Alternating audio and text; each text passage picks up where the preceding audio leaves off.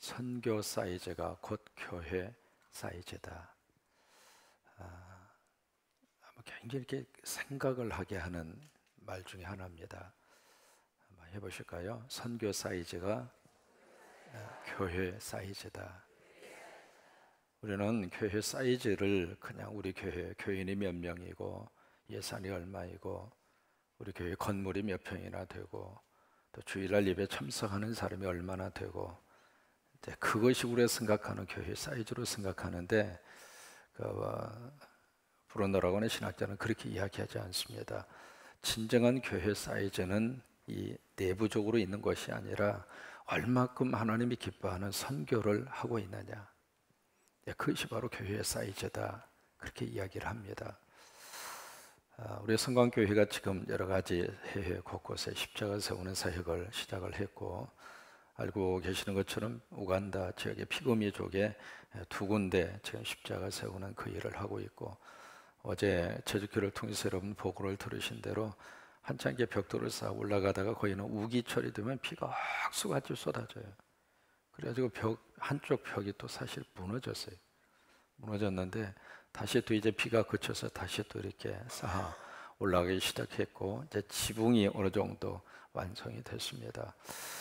자, 우리는 여기서 기도하고 물질을 보내고 참 잘 되리라고 생각하고 기도합니다만은 현장에서는 하나의 십자가 세워지기까지 너무 했습니다. 거기에 눈물이 들어가 있고 거기에 이제 교인들이 다 자기의 노동력을 제공을 해야 되거든요.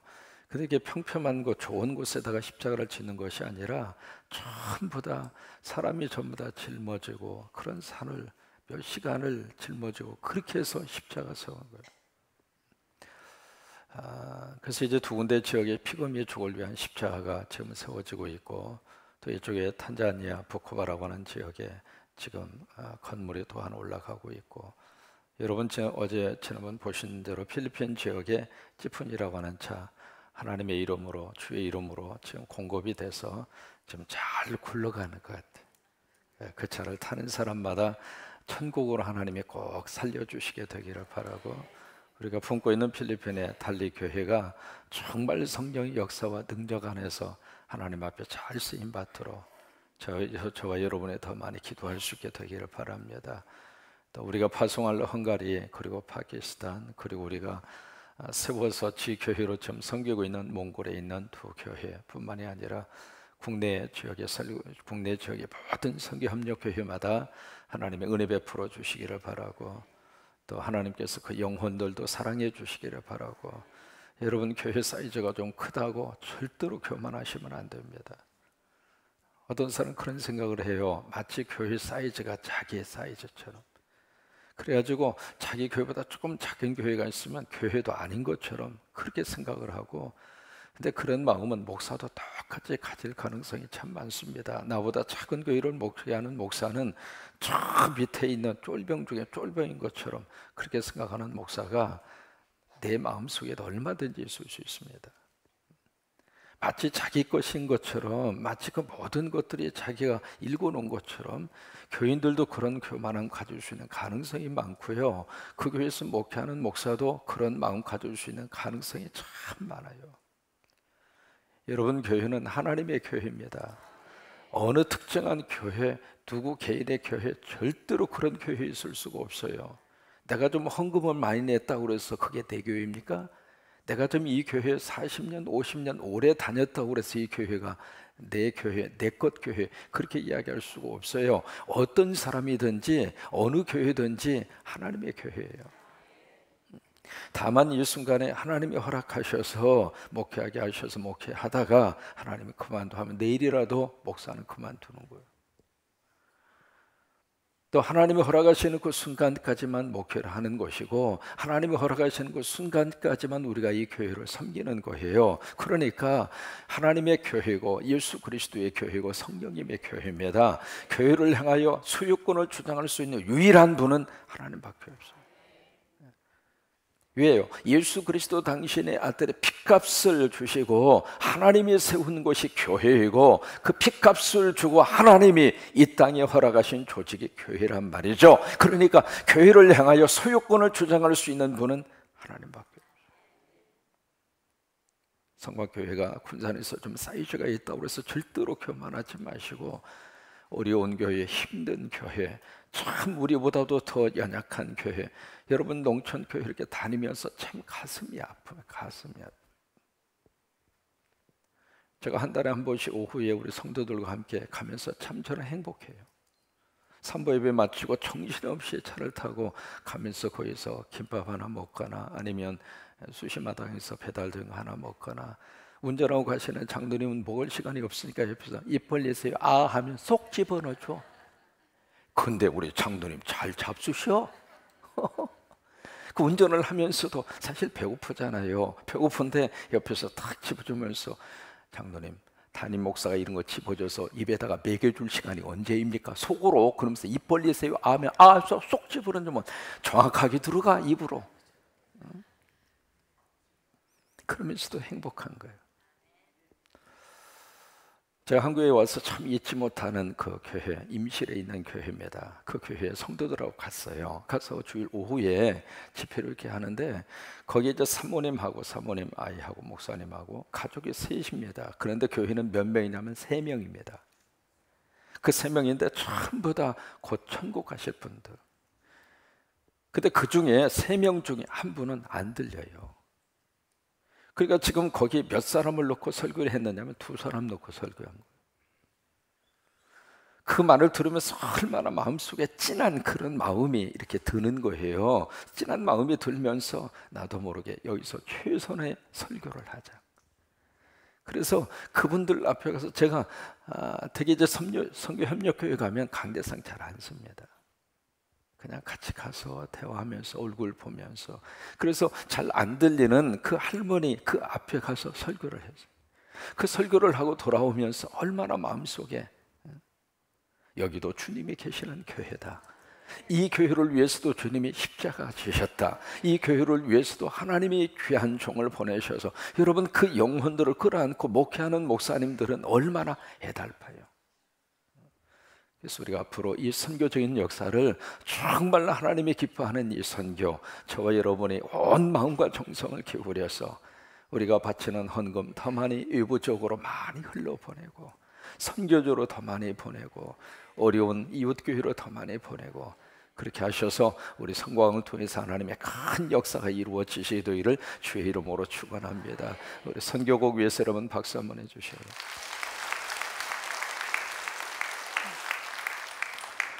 성경 66권 가운데 지혜서라고 하는 성경이 4권이 있습니다. 첫째는 욥기, 두 번째는 잠언, 세 번째는 전도서, 네 번째는 아가서입니다. 이 4권의 성경을 가리켜서 성경에서는 지혜서라 그렇게 이야기를 해요. 따라서 한번 해보실까요? 욥기, 잠언, 전도서, 아가서, 이게 지혜서입니다. 왜 이 4권의 성경을 지혜서라고 말씀을 하고 있을까? 이 지혜서라고 하는 말씀은 하나님께서 원하시는 위스덤, 지혜가 무엇인가? 여기서 말하는 지혜는 세상적인 지혜가 아닙니다. 우리가 학교를 통해서 받는 지혜, 학교 공부를 통해서 받는 지혜, 세상적인 정보를 통해서 얻는 지혜, 그것은 일반적으로 knowledge라고 합니다. 지식이라고 표현을 하고요. 하나님께서 주시는 그 지혜는 위스덤이라고 표현을 해요. 그건 지혜예요. 그래서 과연 지혜가 무엇인가 라고 하는 것을 담고 있는 성경이 말씀드린 4권의 성경 기억하시겠죠? 첫째가 욥기이고, 두 번째가 잠언이고, 세 번째가 전도서고, 네 번째가 아가서입니다. 이 욥기라고 하는 성경을 통해서 하나님은 지혜가 무엇인가 라고 하는 것을 우리에게 보여주고 있습니다. 욥기에서 취급하고 있는 지혜라고 하는 것은 인간이 살면서 당하는 모든 고난과 고통 속에는 하나님의 뜻이 있다. 때로는 이해할 수 없는 고통이라 할지라도, 때로는 받아들이기 힘든 고통이라 할지라도 그 고통 너머에는 하나님의 역사하심이 있다. 사람은 그것을 바라보고 사는 것이 지혜다. 이것이 욥기가 다루고 있는 지혜의 가장 중요한 내용 가운데 하나입니다. 그리고 잠언서를 통해서 하나님이 주시는 지혜의 가장 중요한 내용은 하나님 아는 것이 지혜다. 그러니까 하나님을 모르고 사는 것은 어떤 의미에서 하나님의 입장에서 봐서는 가장 어리석게 사는 것이고, 세상적으로 공부를 못했다 할지라도 난 높고 기억자를 모른다 할지라도 하나님 알고 사는 사람이 정말 지혜로운 사람이라. 제가 여러분을 만났습니다. 국민학교를 나오지 못했어요. 초등학교 나오지도 못했어요. 그러다 보니까 한글을 깨우치지를 못했어요. 그런 분들이 계셨잖아요. 그런데 참 신기하게도 성경을 보면 성경을 읽어요. 찬송을 보면 찬송을 불러요. 참 희한해요. 김일로미라고 하는 권사님이 계셨어요. 성함이 일로미 권사님이세요. 근데 그 권사님이 그거예요. 성경을 보면 읽어요. 그래서 제가 조금 이렇게 좀 장난기가 조금 있거든요. 그래서 권사님 왜 읽으세요? 읽지. 읽어봐. 또 쭉 읽어요. 그래서 옆에 있는 신문을 들고 권사님 이거 읽어봐 그랬더니 몰라. 권사님 이건 읽는데 왜 이건 못 읽어? 다시 한번 성경 읽어봐. 쭉 읽더라고. 100점. 신문 다시 보여드리면서 권사님이 읽어봐. 몰라. 빵점.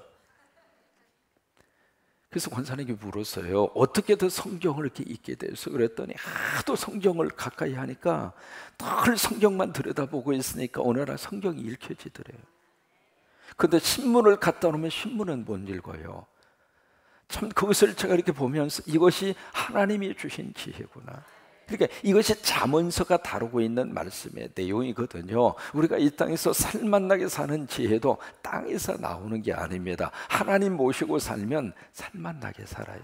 우리 가정에 하나님 모시고 살면 부부의 관계도 살맛나게 살 수 있고, 여러분 많이 가졌다고 해서 살맛나게 사는 건 아니잖아요. 내가 지금 삶의 환경이 조금 부족하다고 해서 죽을 맛 나는 인생을 사는 게 아니잖아요. 결국 우리 가정에 하나님이 계시면 오막살이를 할지라도 웃음꽃 터뜨리며 살맛나게 살 수 있고, 하나님 없으면은 궁궐 같은 집안에 살면서도 지옥처럼 살아요. 아가서를 통해서는 지혜가 무엇인가 라고 하는 것을 우리에게 보여주고 있습니다. 아가서가 다루고 있는 주제는 사랑이에요. 솔로몬과 슬람미라고 하는 그 두 여인 사이에 있었던 그 뜨거운 그 사랑, 바로 아가서에서 우리에게 말씀해 주시는 그 지혜의 가장 중요한 포인트는 우리가 정말 온 마음과 정성을 기울여서 사랑할 수 있는 대상은 여호와 하나님이에요. 인간적인 사랑은 다 올라갔다 깨졌다 올라갔다. 심지어 그 사람하고 결혼하기 위해서 그 앞에 텐트를 치고 데모하는 사람까지 봤습니다.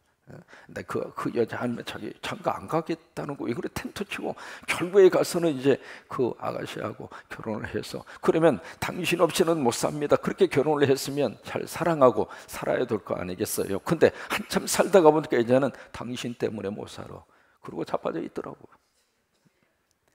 인간적인 사랑이라고 하는 것은 이게 참 보장받지 못한 사랑이거든요. 그래서 아가서를 통해서 정말 우리가 사랑해야 할 진정한 사랑의 대상은 여호와 하나님입니다.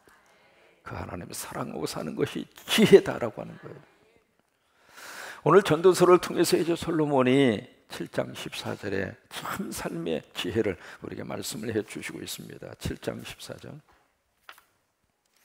오늘 본문의 말씀이 좀 깁니다만 다 다룰 수는 없고 14절만 다루려고 합니다. 14절만 크게 다시 한번 읽습니다. 시작. 형통한 날에는 기뻐하고 곤고한 날에는, 자 보세요. 형통한 날에는 어떻게 해요? 기뻐. 그 기뻐하고라고 하는 말이 be happy입니다. 행복하라 이 말이에요.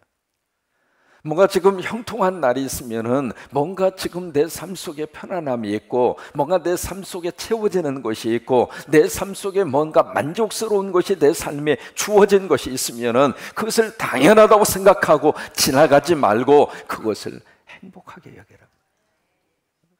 여러분 지금 내 옆에 사랑하는 아내가 있습니까?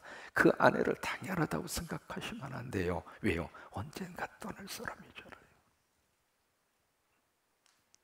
현재 지금 아침에 여러분들 일어나셔서 침대에서 벌떡 일어날 수 있는 것은 엄청난 하나님의 축복입니다.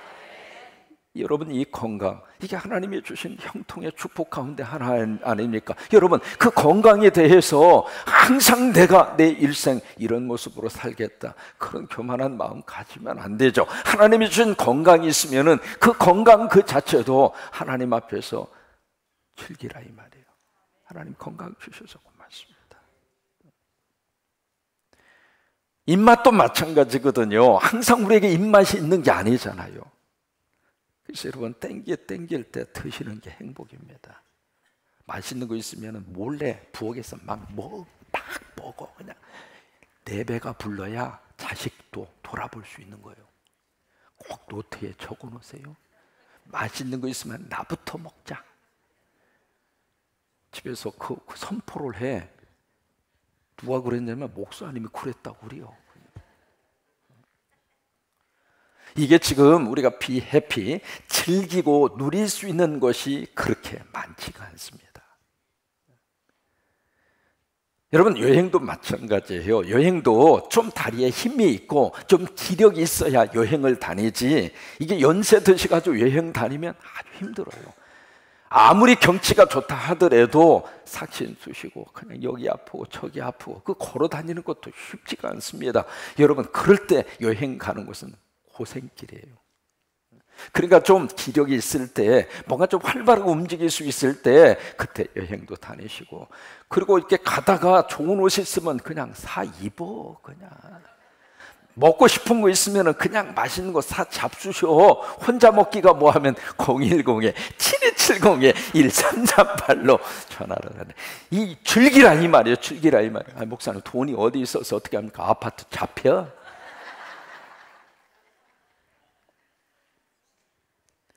여러분, 우리 자녀들 우리보다 더 잘 먹고 잘 살 거예요. 그만큼 뒷바라지 해줬으면 됐지, 얼마나 더 해주려고 그래. 우리 부모 심정은 저나 여러분이나 다 똑같아. 제가 한국에 와가지고 교회에서 주는 사례금, 저나 비서실장이나 거의 한 푼 안 쓰고 다 자식한테 다 가는 거예요. 그러다가 딱 선언을 했어요. 이제 그만 보낼란다. 선언을 딱 하고, 이제는 너네들 인생 살아. 우리는 나하고 비서실장하고 살 테니까. 여러분, 이게 자식들을 위해서 뭔가 물려주려고 하는 마음은 좋습니다만은, 그래도 내 생전에 뭔가 좀 누리고 살아야지. 인정하시면 아멘. 갑자기 표정이 달라지네. 그러니까 형통한 날에는 be happy, 즐기라 이 말이에요. 형통한 날에는 enjoy 하라 이 말이에요. 형통한 것이 있으면 누리라 이 말이에요. 그것이 솔로몬에게 주고 있는 살만나는 인생의 지혜라고 하는 거예요. 그 다음에 두 번째 14절 다시 한번 봅니다. 형통한 날에는 기뻐하고, 그 다음에 시작, 곤고한 날에는 뒤돌아보라. 이 뒤돌아보라 이 말을 다른 말로 말하면 consider, 생각하라 그 말이에요. 그러니까 곤고한 날에는 뭔가 지금 내 인생 속에 힘든 일이 있다 이 말이죠. 그리고 어려운 일이 내 인생 속에 닥친 그 순간이 있으면은, 그 순간에는 어떻게 하다 내 인생이 이렇게 지지리도 못 났는가, 내가 어떻게 하다 이렇게까지 생고생을 하는가, 그렇게 하면서 신세 한탄하고 땅에 주저앉아서 땅을 치고 통곡하고 있지 말고 consider, 생각하라. 이게 내 인생 속에 왜 이 곤고가 왔는가, 내 인생 속에 왜 이런 어려움이 닥치게 되는가. 그것을 생각을 하면 그 생각 속에서 그 곤고함을 헤쳐나갈 수 있는 지혜가 열리니까. 요셉의 인생을 들여다보면 참, 요셉의 인생은 극과 극입니다. 그 어렸을 때는 아버지로부터 채색 옷을 입을 정도로 형제들 가운데 그렇게 사랑을 받았잖아요. 그런데 이 그렇게 부모의 사랑 속에서 알콩달콩 살던 이 요셉이 청소년기 17살 때 형들의 시기에 의해서 은 20냥의 남의 나라의 종으로 팔립니다. 하루아침에 인생이 형통했던 그 순간이 갑자기 곤고의 나락으로 빠진 거예요. 그것도 다른 사람을 위해서 인생이 그렇게 전락된 것이 아니라 이복 형제간에, 피를 나눈 형제가, 여러분, 가장 가까운 사람이 하는 그 상처는 가슴에서 지워지지가 않습니다. 그래서 남편의 한 그 말이 아내에게 그렇게 꽂히면 그게 안 없어지는 거예요. 왜 그러냐면 가까운 사이일수록 더 가슴과 생각이 가까워지기도 하지만 멀어질 수 있는 가능성도 많은 거예요. 왜? 그만큼 기대치가 크니까. 저 사람은 나를 그렇게 대하지 않으리라, 저 사람만은 나를 다 이해해 주리라, 그 기대치가 항상 있거든요. 그런데 그 기대치가 한순간 무너지는 순간 마음속에 상처의 깊이가 더 깊이 패이는 거예요. 친한 사이일수록 예의를 갖춰야 되는 이유가 바로 거기에 있습니다. 친한 사이일수록 더 상대를 존경해야 할 이유가 바로 거기에 있는 거예요. 부부의 관계가 바로 그런 관계입니다. 형제가, 그것도 자기 피를 나눈 그 형제가 자기를 팔아서 노예로 팔아버렸으니까 요셉의 입장으로서는 자신의 인생이 곤고의 나락으로 떨어진 원인 제공이 형제에게 있잖아요. 용서가 되겠어요? 그런데 그 곤고함 속에서 요셉은 생각한 겁니다. 근데 무엇으로 생각을 했는가? 사람이 그 순간에 자기의 경험과 자기의 감정과 자기의 지식으로 생각을 했다면 요셉은 그 순간을 이길 수 없습니다. 왜? 사람 다 감정이 있으니까. 근데 요셉은 그것을 뭘로 해석했는가? 복음적인 의미로 해석을 하면 예수 그리스도로 해석을 했어요. 뭔가 하나님의 뜻이 있다. 여러분, 이것이 우리 인생을 풀어가는 아주 중요한 해답입니다. 한번 해보실까요? 뭔가 하나님의 뜻이 있다. 내가 받아들일 수는 없어도, 아니 받아들이기 싫어도, 그래도 그 순간에 내 인생 속에 이 허락된 이 곤고라고 하는 이 실존, 이것을 내가 부정할 수는 없지만은 그래도 뭔가 하나님의 뜻이 있다. 그 다음에 두 번째, 그 속에서 요셉은 하나님의 뜻으로 해석을 하면서 또 하나, 요셉은 뭘로 해석을 하고 있느냐? 하나님께서 내 인생을 아름답게 만들어 주실 것이다. 참 묘합니다. 어떤 사건이든지 그 속에 예수 그리스도가 들어가면 해석이 됩니다. 창세기 45장에 보면은 요셉이 기가 막힌 고백을 해요. 형제들 앞에서 자신의 신분을 밝히거든요. 그리고 형제들이 깜짝 놀라죠. 그때 요셉이 했던 말이 있습니다. 당신들이 나를 팔았으므로 걱정하지 마옵소서, 두려워하지 마옵소서. 그리고 그 다음에 뭐라고 이야기하느냐면, 당신들이 나를 팔은 것이 아니라, 내가 여기서 팔려서 애굽에 온 것이 아니라 나는 하나님이 당신들 앞서서 보낸 사람이요. 지금 형제들이 팔았잖아요. 그래서 나는 당신들이 팔아서 여기 온 몸이 아니라 하나님이 나를 보내서 왔습니다.